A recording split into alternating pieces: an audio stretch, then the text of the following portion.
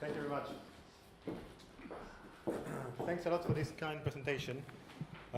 It is really a pleasure to be here. I will be speaking up. I mean, I think that this microphone is much more for the recording than for the room.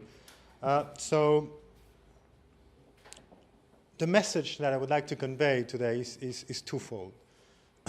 First, as it was already sort of flagged, I would like to show that many policies that on their face have nothing or very little to do with the environment are, in fact, very powerful tools of environmental intervention.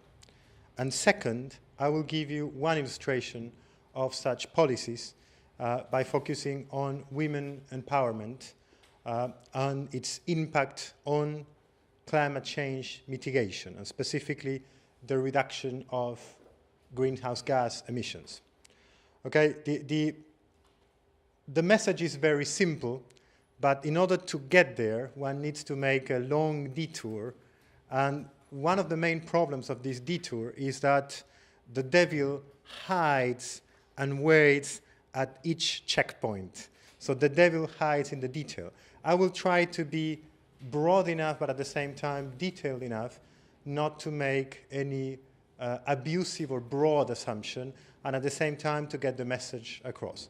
And the beginning of each story is always to start by the labels that we use. We typically put labels on things in order to organize our thoughts, and the label environmental policy is just one label that is out there. We tend to think that policies that are not labeled as environmental have very little to do or very little relevance for environmental discussions. Of course, if you take a step back and see the bigger picture, that's an oversimplification, because there are many policies, many more policies out there that may be relevant or even extremely important for the environment. Today, I will focus on one of those policies, but I will not be discussing at length or in any detail environmental policies as such, only non-environmental environmental policies, okay? Now, that broader context takes me to the second part, which is really how are we going to place a specific context. And I have to apologize, and this is when you start to hate me, because I have to start my Friday morning with an equation. So this is not a complicated equation, but it's a very influential one. The way in which most international bodies, such as the Intergovernmental Panel for Climate Change, and which is driving climate change policy, and many organizations within states, measure our impact on the climate, is this equation. I just reformulated a little bit so to make it more palatable, but it's called the Kaya identity. And in fact, it is very simple. It is basically telling you that our impact, measured in total emissions of greenhouse gases, results from three main things. The first thing is the amount of people out there, population. The second thing is how much those people are consuming. And the third thing is what technology is being used to produce what people consume. So these three things that look very simple are in fact quite complex to capture. And I will spend a little time discussing this equation simply because I want to focus at some point on population. Now, you have noticed that one of the slashes, or one of the lines underneath the terms of the equation is much thicker. The thick green line that you see down there is representing how governments are addressing climate change. Most governments and most international efforts, including climate negotiations, are really pushing for technological policy. They're trying to change not how much we consume, not how many we are. They're trying to change how we produce what is consumed by all the people in the planet. So the typical type of policies that you would find down there are energy policies. For instance, renewable energy, efficiency standards. All these policies that really try to reduce, in a way, the carbon footprint of consuming a lot of electricity, consuming a lot of heat, traveling a lot, and so on. Now, why aren't we looking at the other two terms of the equation? Well, because it is politically difficult. Why aren't we looking at consumption? People may tell me in this room, well, but if we consume less, our carbon footprint would be lower. That's entirely right.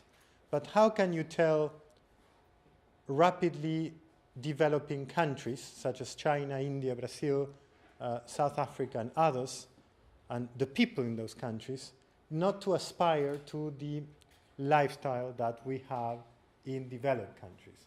You can try to tell them, but it's somewhat unfair. How can you tell them, well, don't eat meat because the carbon footprint is higher? Well, don't travel too much because the carbon footprint is higher. Don't use too much hot water because the carbon footprint is higher. Don't use too much electricity because the carbon footprint is higher. Don't use air conditioning because the carbon footprint is high, blah, blah, blah. So how can you tell them? Now, if you cannot tell them morally that, it's difficult to tell them, imagine how difficult that can be for their own government to say, well, you know what?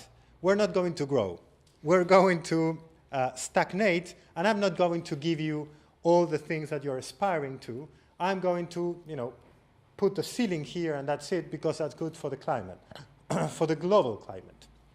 Now, of course, there is much more to that picture. I mean, one can add a few things. The picture is not that black and white, but as we say in French, l'exagération est une figure de style.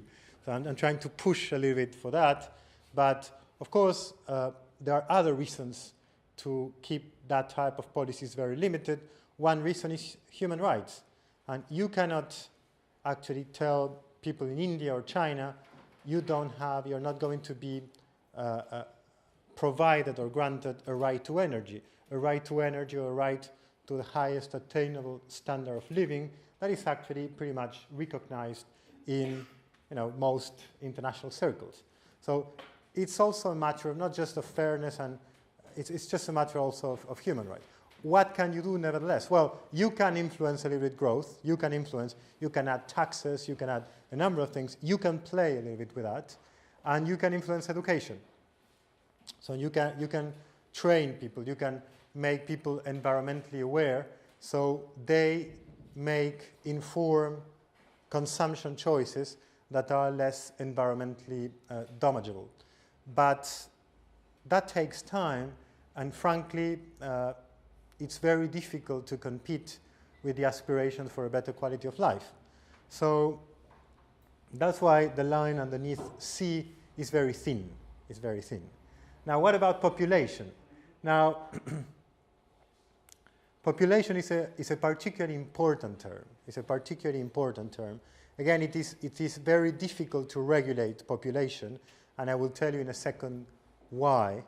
It is politically difficult, it is morally difficult, but in order to understand better that, we have to get even more in detail into this term of the equation and get some sort of background on what's happening with population. As you probably know, we hit in 2011, we reached the level of 7 billion people in the planet. So we're more than 7 billion people in the planet. That was the figure in 2011. And the population is expected to grow in the next century, and particularly by 2050, by a lot. Here you see three sort of trajectories. The full black line is the medium trajectory that is taking us to something like 9.6 billion people in the planet by 2050. There may be more people, more than 10 billion, or there may be less people, something like 8 billion, depending on fertility rates. Okay? Now, why the amount of population is important for our impact on the climate?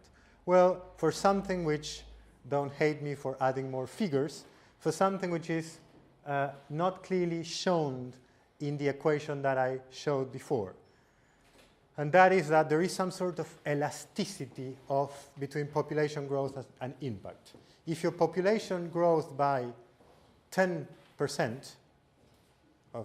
you add 10 people to a global population, the impact on climate change does not grow just by 10%. It grows more. It grows by approximately between 1.2 and 1.8. That means, I would say, between 12 and 18%. I put the average there, 14%. In other words, if you put more population, what's happening with the carbon footprint is even more important than the amount of population that you added. Now, it is not clear whether the other two terms of the equation have that same impact, but it is clear that the impact of population is more than proportional. So this is a particularly important term of the equation. Now, of course, over time, things have been changing in different areas of the world, and what I'm showing you here are the top 10 countries where population is going to grow in the next 50 years, by mid-century. Now, as you see from this list, with the exception of the United States, or all developing countries. And if you take the top 25, you will see that many of those countries are in sub-Saharan Africa. Now, why is the United States there? Well, simply because this is population growth. Population growth is about fertility, but it's also about immigration. The United States receives a lot of people, a lot of immigration every year, where all the other states that I'm looking at here receive a very small amount of immigration. So basically, what we're looking at, where is the growth of population going to take place? Where in developing countries, and particularly in Africa. It looks like India, but the main growth is going to take place in Africa. Let's take a closer look at that. Again, I don't want to bore you with figures. It's simply that it's important to have the big picture. I think the big picture is particularly important to get. Here is again the projected population. The darker the blue in this figure, the more population will be added. In some places like Niger, the fertility rate is, so the average amount of children that a woman is expected to have over its childbearing life between 15 and 49 is more than 6. So there is a very high fertility rate in many places. And of course, over time, states have addressed this issue, sometimes to lower population, the amount of population, sometimes to keep it to make it stagnate, and some other times to actually increase it because it's good for development. Now, of course, population policy is a very tricky animal. As I was mentioning earlier, there is a reason why there is this thin red line that I mentioned in the Kaya equation. And that reason is that population policy has not just a bright side, but it also has a dark side. And historically, the dark side has prevailed. If you think of the forced sterilization programs that were implemented in India during the 1970s, or you think of the one-child policy of China that is still in place, or you think of other fertility restriction policies that are quite coercive that have been implemented in a number of countries, Indonesia, Bangladesh, and so on, your flavor and your sort of perspective of population policy is quite negative. This is really the dark side. The dark side is, well, just spread contraception and things will be fine. Just force people not to have children and things will be fine. That is the reason why in climate discussions, population policy is extremely unpopular. And I would even say that this is a reason why not only in climate discussions, but in environmental discussions, population policy is extremely unpopular. You had a vote here a few months ago that was completely crazy. Neil Malthusian, sorry, I'm not taking political sides here. I'm an academic. I just speak freely. And there is a great danger in actually making environmental arguments for population policy, because that means that you're making environmental arguments that may interfere with human rights. And at some point, human rights and environmental protection may collide. Now, so how can population policy, and specifically how can fertility and population growth be tackled without this dark side? How can we find a bright side for population policy? Now, the most important thing, as I mentioned here, is to keep the parameters of this population policy very clear from the outset. And what are those parameters? Well, I actually wrote it. I'm not going to read it. You read it. I give you 2 seconds and then I comment. This is very important. When one speaks about the climate or the environmental or the demographic effects of addressing fertility through policy, that is just a side effect. The real thing that we're doing, irrespective of what happens with fertility or environmental protection or whatever you like, the really important thing here is that women empowerment is a moral and a social imperative. By empowerment, I don't mean simple contraception availability. I mean real empowerment, empowerment in society, gender equality, and above all, education. Okay? Now, it turns out that this type of women empowerment is also good for the environment. But it also turns out, so it is a side effect, and it should be seen from that perspective. If you structure your policy as saying, I am going to empower women because this is good for the environment, you're doomed. This is not the way to do it. The way to do it is, I am going to empower women, full stop. And that's a non-environmental policy. And by the way, this has a very powerful environmental effect, probably as powerful as all the renewable energy policy that is being conducted out there. I didn't give you that figure because I didn't want to bore you even more on a Friday morning with figures, but it is estimated that if you reduce the fertility rate sufficiently, if you go the low line in the population growth graph that I showed earlier, if you do that, you would be achieving by 2050 30% of all the emissions reductions you need.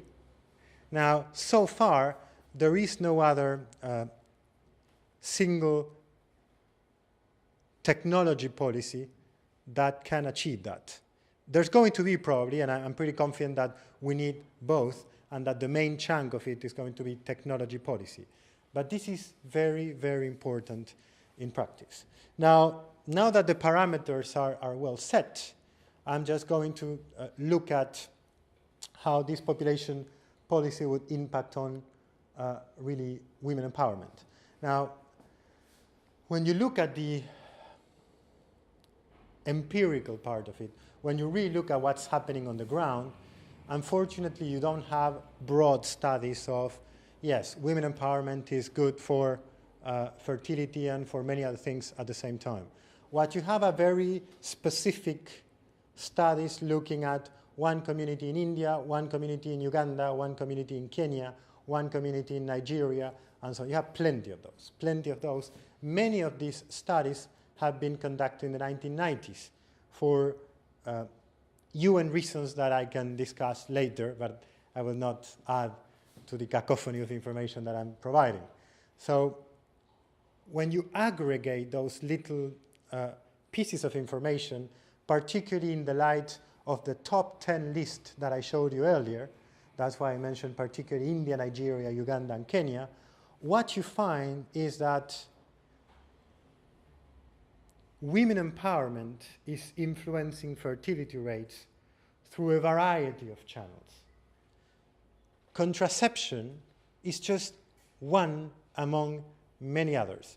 Contraception alone may not work at all if you're not touching the other channels. Contraception may not work if women are not empowered to make choices. Contraception may not work if, in fact, all the population, including the male population, is also educated. Contraception may not work if there is no good governance. I mean, there are a number of issues that have to be taken into account, and you cannot simply say, well, I'm going to invest in contraception. I'm going to make available contraceptives, and everything will be fine. Many people are making that argument, saying making contraception more available is cheap, and it yields a very high GDP, or if you want, consumption or economic dividend. That argument is very restrictive and I would say flawed. You have to look at the bigger picture. And I will give you one example where things are not as direct as they look in this figure, but they are quite indirect. In India, of the 1980s and 90s, most of the reduction in the population happened not in educated women, but in non-educated women. Now, that's weird. If you say that education is a driver of lowering fertility, one would expect that that happens in educated women rather than in uneducated women. Now, the question is, why uneducated women in India, in different areas, particularly in the north, are actually having the choice of having fewer children and planning when they want to have their children and when they want to do something else? Well, because they are being exposed, they are emulating, they are being inspired and empowered by educated women. Now, those educated women are part of their communities. That is changing the values of the communities. That is mainstreaming a different role for women in some agrarian societies, and that is making that choice, the choice of family planning, much freer in practice. Now, of course, I could go through each one of those items, and of course, there are some things that economists like opportunity cost, and women that want to work and that want to get education, particularly young girls, they may prefer not to have children until a certain age or not to have children at all because they are pursuing different goals in life, and those goals are not equivalent with having children at the age of 15 when the fertility rate calculation starts, if you will. Now, there are a number of issues like that. We can go through them in more detail if you want during our discussions. But again, remember what I told you at the beginning. What I'm trying to say is that this is an illustration empowering women to reduce population and to get a more than proportional impact on emissions of greenhouse gases. This is just an example of the broader point that I was making earlier, that we have to look at the big picture. And the big picture is, don't look just at environmental policies in environmental discussions. Look at what can be done and what the dividends can be for climate change, for the broader environmental footprint, and so on. Okay, thanks so much for your attention, and I look forward to your questions.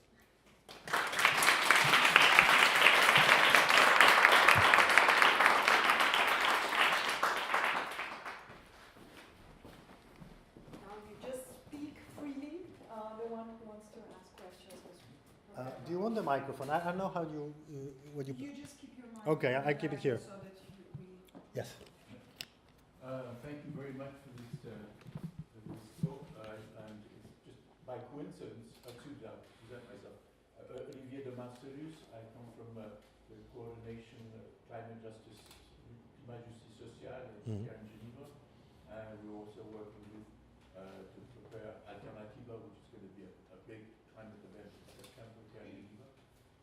I just wanted to come back on your example, which just by coincidence last night we organized with the local farmers organization Unitaire a meeting with a woman farmer from Africa, and the theme was what is the contribution of women farmers to climate, the climate crisis. And actually her talk was mostly about women's rights, which she was constantly saying the problem, as you know, 70% of agriculture in Africa is done by women, and there's a huge choice facing Africa today, because we know that industrial agriculture is responsible for 30% of climate gases, Greenhouse gases. Greenhouse gases, Yes, right? methane, yeah. Worldwide, and whereas traditional peasant non-industrial farming can actually be reduce greenhouse gases. It certainly produces much less. And actually today the choice in Africa is between land grabbing and widespread invasion of industrial agriculture, which is actually pushed by people like the Gates Foundation and Monsanto in a big way. But your point that they are speaking about women's rights, that's very important. That's very important because that's the first parameter.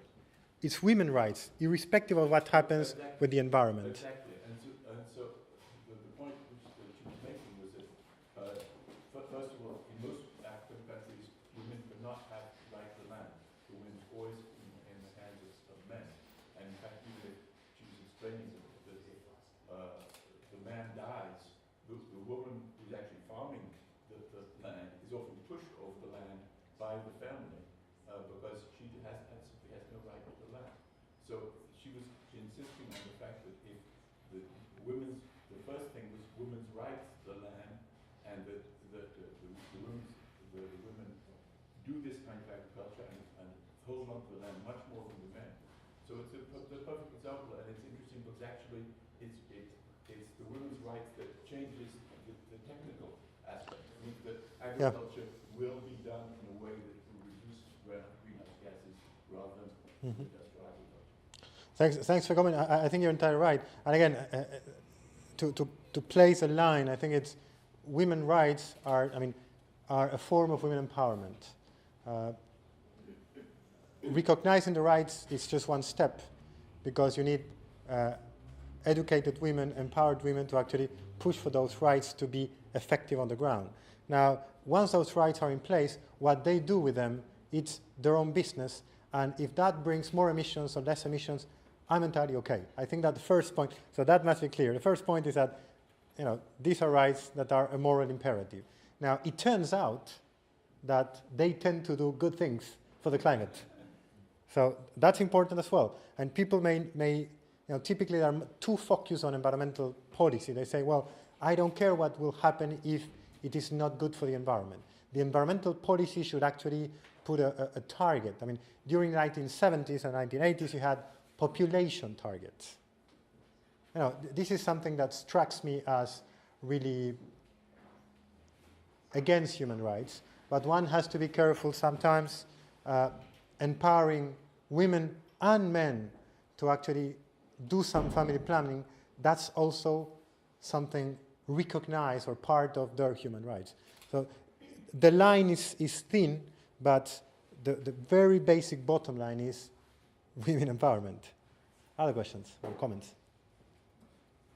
Yeah. My name is João Diniz from World Vision Brazil. My question to you is, how do you see the women empowerment can contribute to reduce this impact that you mentioned in countries like Brazil, that the fertility growth or the population growth is already stabilized? Because what you mentioned is more for those countries, but what about countries like Brazil and others? That's a good question. In fact, Brazil already has a fertility rate which is pretty low. It is only, I think it's 2.5, just above the 2.1, which is a target of replacement rate. Now, that happened through women education, and the type of points that I'm making here is, again, is women empowerment. I think that there is a lot to do for women empowerment in Brazil, irrespective of what happens with the fertility rate. Now, women empowerment and fertility rates is much more a matter for India and particularly sub-Saharan Africa.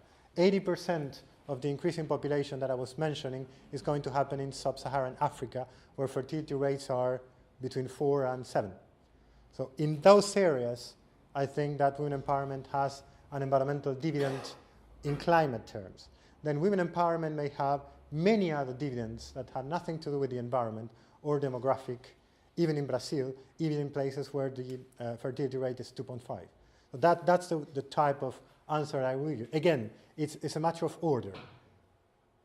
Environmental impact is a side effect of women empowerment.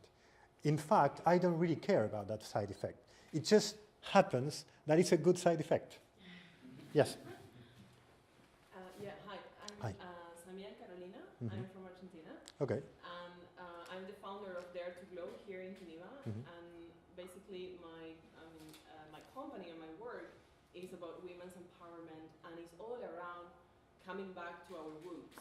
So really honoring and coming back to that power that we have in our bodies.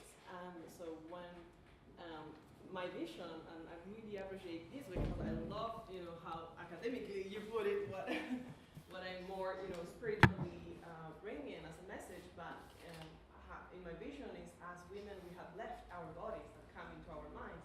We actually forgot that contact with, with our womb, with our creative power, and how our bodies are really much close to the earth, and how we the cyclical nature of women also come to the cyclical nature of the seasons and the production and food, and everything that the earth actually give us unconditionally. And so when we left that connection, and we left the connection with the land as well. And so I see in my work that when women reclaim back the power of the womb and our creative power, and we see that actually our cyclical nature, I'm speaking about the menstrual cycle here, so very basic, actually we reconnect with the land, and we come back to that cyclical consciousness that, we are all connected, and everything comes in a certain way for a reason, and respecting that, honoring that. And so that, I think women can embody being the guardians of this land, and so women's fertility and empowerment through honoring our bodies and honoring the land might have an impact also in the consumption. Women embodying them and ruling the households and seeing how we consume things, how we clean, how we eat, everything. And then so we become also teachers and examples for other women, and also for men, because men are, and for children, for next generation, exactly, extremely important. Yeah. That's, but as we see ourselves as teachers and role models, and so I think women, population, and consumption might go together if we reclaim that cyclical. You're entirely right, and in fact, if you go back to the Kaya equation, sorry to wake you up with the Kaya equation, but if you go back to the Kaya equation, of course, I didn't make that point explicitly, but there are many other channels through which, other than fertility, through which women empowerment may influence environmental protection. and one is precisely through education. I mean, of course, we're in the land of Jean-Jacques Rousseau, who actually wrote that there was being a mother was, in a way, a strategic positioning for influencing the mindset with which children grow and become decision makers. So I think that's a very direct, very important way of influencing the variables, including consumption. I wouldn't say, again, I think that the most important thing always is to give choice to women, to give choice. If they choose not to be environmental, that's fine. And if they choose to not to be environmental and to actually teach their children to enjoy as much as possible the resources, that's fine. It's something that we have to accept. That's why, again, there is a sort of lexical order. I mean, the first thing, which is, this is a moral imperative. And again, there is an empirical relationship which also goes through the link that you mentioned, which is not just because there is a reduction in fertility, because they also empower their children through education. Educated people tend to have educational aspirations for the children, which also makes a sort of very strong impact on their own children's decisions on fertility and also on consumption. So it is quite complex. I'm just trying to sort of pinpoint one. That's why the devil hides in the detail. It's at each checkpoint there are many, critical junctures. You had a question. Not so much a question, actually, but a comment. My name is Mariam Williams. I am from the government organization here in Geneva. I work on climate change and other issues, but I spent most of my career working on gender empowerment issues. And one of the things that we have struggled against and struggled with is the linkage of, from the 1960s, 80s, is the idea that women are an obstacle to development because of fertility. And so for me, I'm a little bit uncomfortable with this focus again on women being the solution to climate change through fertility. And I know that's not your old argument, but that's a significant majority of people who are beginning to go that direction. So for me, it's a kind of dangerous term in many ways. Because I think the literature, first of all, I think the assumption in the 14% is what are you assuming in terms of uses of emissions? Because even for developing countries, if you take most of the African countries, their emission is 0.000,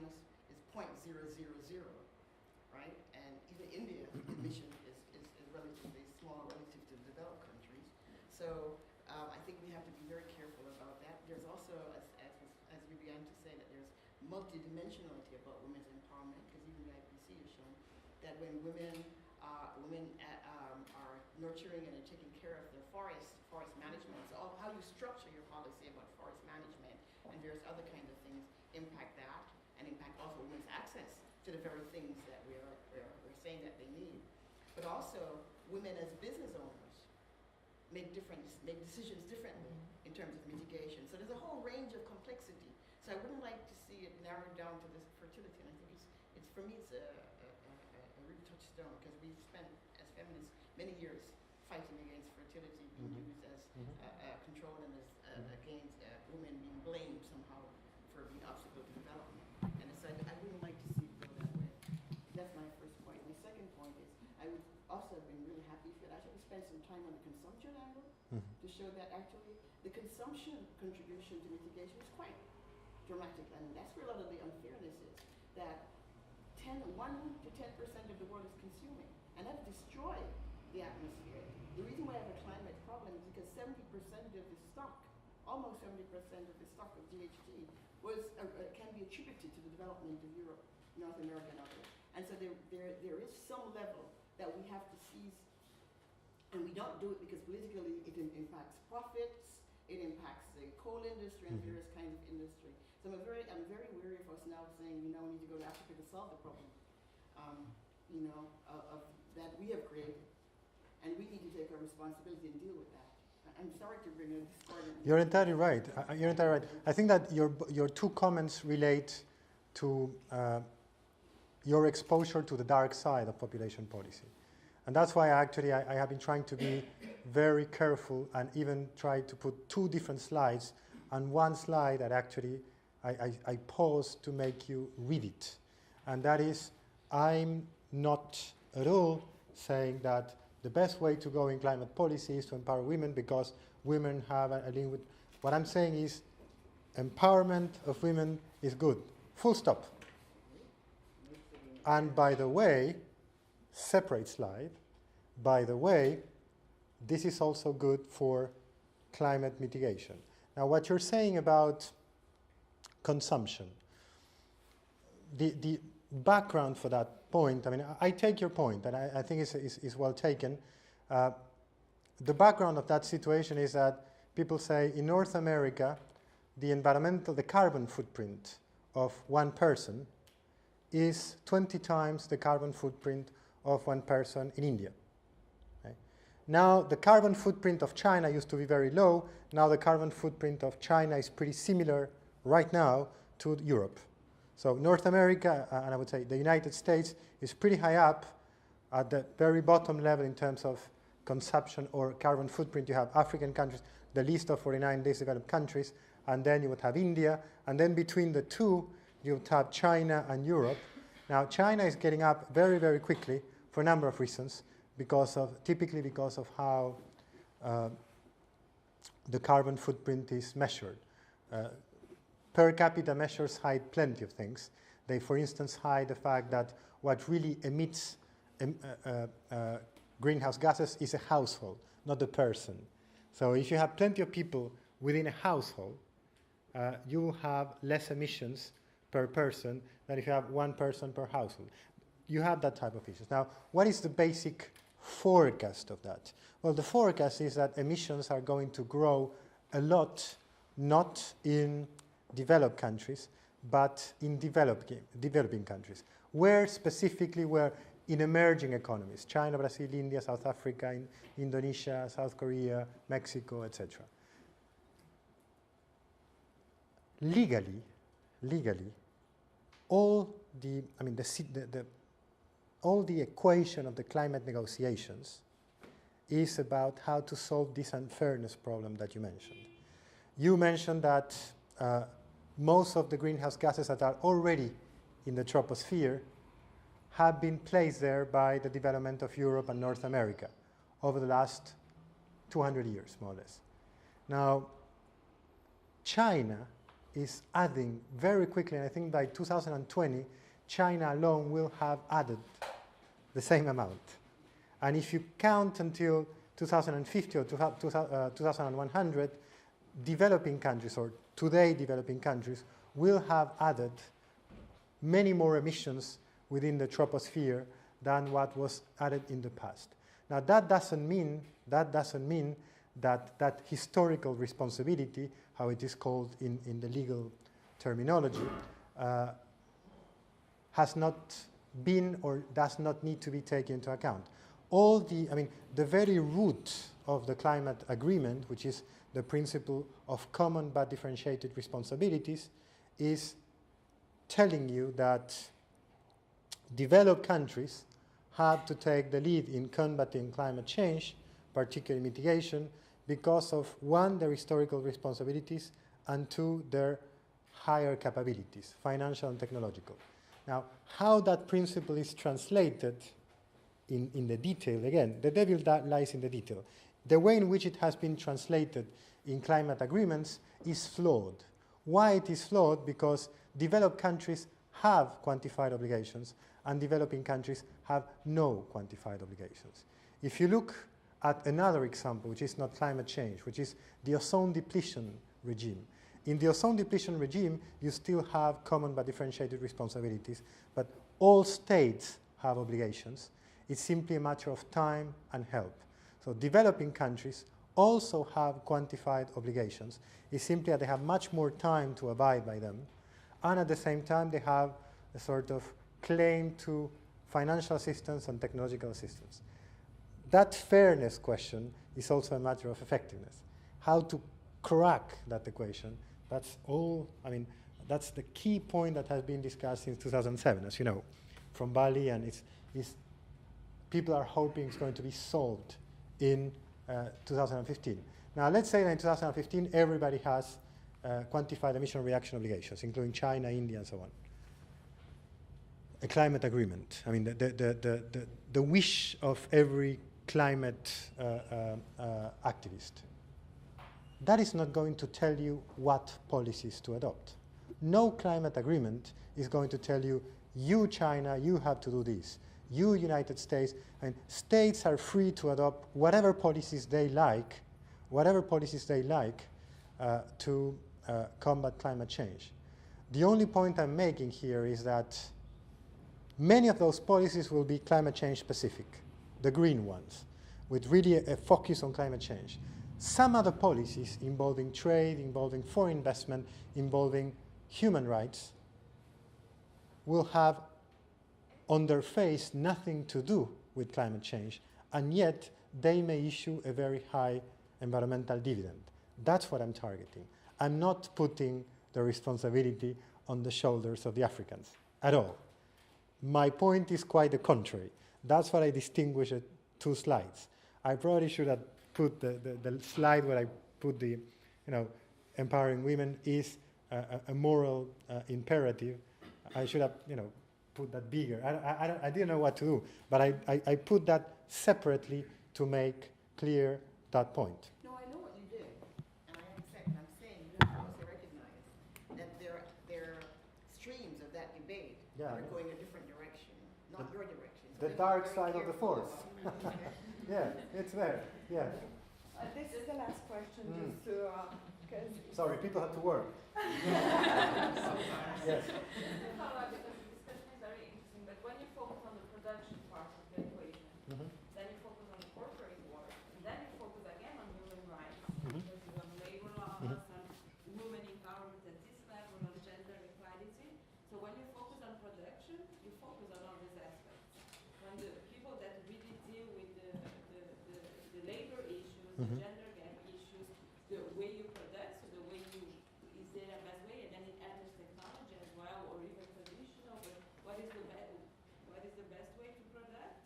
And then you focus not on your government, but you focus on the responsibility of the corporate world as well, and then you put all that together. But at the end of the day, if you focus on your governments and you don't focus on those global actors that have a local impact, a big local impact, then you put a big actor out of the equation. I understand your point. I'm not putting that big actor at all out of the equation. I think that renewable energy, the policy on technology is really affecting directly production, because it is basically raising the cost of electricity, and electricity is the main input for any production. That's why I call it, although it's GDP per capita, the second term, I call it consumption rather than production. And the broader point, the broader policy point is the following. Who is the polluter? The company that is selling a carbon-intensive product, or I as a purchaser? I'm who I'm buying it. I mean, who is the polluter? The airline company, or myself, that I go to China and I love it. This is like I travel a lot. Or, who is really the polluter? And who should pay for that? Now, very clearly, if you tax, what is said in economics, if you internalize the negative externality, if you reflect the bad environmental impact of some consumption choices, if you do that, you're adding a price to the consumer, because the price is higher, the consumption will go down, unless it is an inelastic demand and blah, blah, blah. I'm not going to economics here, but that's what's going to happen. And then if the consumption goes down, there will be less room for different companies. Companies will have to get more efficient. Now, that's only assuming that you haven't got more ecologically friendly ways of producing substitute goods. No, I'm not assuming that you don't have more ecological ways to produce. If you have more ecologically friendly ways of producing those substitute goods, then the price for the consumer if you do. And how, of course, if you do that, Productivity perspective, not even that is technology policy. That's T. Most of the policies, and we have to leave, you have a good point. Most of the policies are technology. No, we're not going to... Thank you for your questions.